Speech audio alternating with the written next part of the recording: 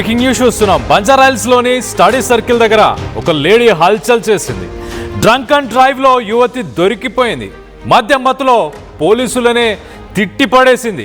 Breath analyser test వద్దంటూ వీరంగం చేసింది. ఇటు పోలీసులు ఎంత నచ్చ చెప్పినా వినకుండా వాగ్వాదానికి దిగింది.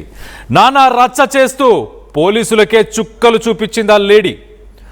ఆ యువతికి పోలీసులు తగిన బుద్ధే చెప్పారు.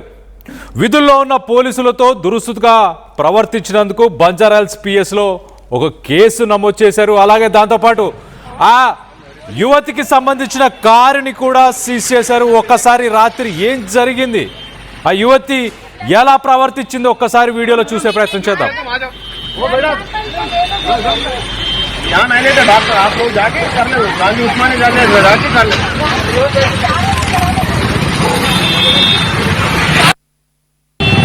चलता है आप लौट आए तो हॉस्पिटल की जाके चेक कर ले, हम रिसिप्ट देते हैं, चेक कर ले, ब्लड सैंपल लेके चेक कर ले.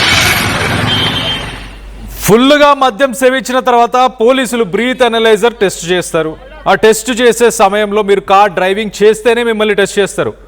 మరి కార్ డ్రైవ్ చేస్తున్నారు, ఫుల్గా తాగేస్తున్నారు, దానికి సంబంధించి తాగి ఉన్న వాసన వస్తుంది, అలాగే తాగి ఉన్నట్టు తెలిసిపోతుంది ఆ బాడీ లాంగ్వేజ్లో కూడా పోలీసులకి.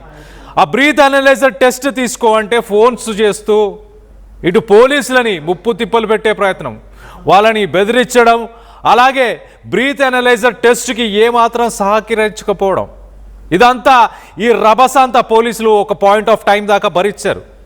దాని తర్వాత ఇంకా మా వల్ల కాదు బాబో అనుకున్నారు. మొత్తానికైతే విధుల్లో ఉన్న పోలీసులతో దురుసుగా ప్రవర్తించింది అంటూ ఆ మహిళపై ఒక కేసు నమోదు చేశారు. అలాగే ఆమె కార్ని కూడా సీజ్ చేశారు. మనం చూడొచ్చు విజువల్స్లో. వాళ్ళతో ఒక ఆర్గ్యుమెంట్కి దిగుతుంది. అసలు మద్యం సేవించడం ఎందుకు, మందు తాగిన తర్వాత రోడ్ల మీదకి రావడం ఎందుకు? ఇంట్లో కూర్చొని తాగండి, మీ ఇష్టానుసారంగా ఉండండి, ఇంట్లో కూర్చొని తాగండి, కానీ డ్రంక్ అండ్ డ్రైవింగ్ చేయాల్సిన అవసరం ఏముంది? డ్రైవర్స్ కూడా ప్రొవైడ్ చేసే యాప్స్ ఉన్నాయి, డ్రైవ్ యూ ఉంది.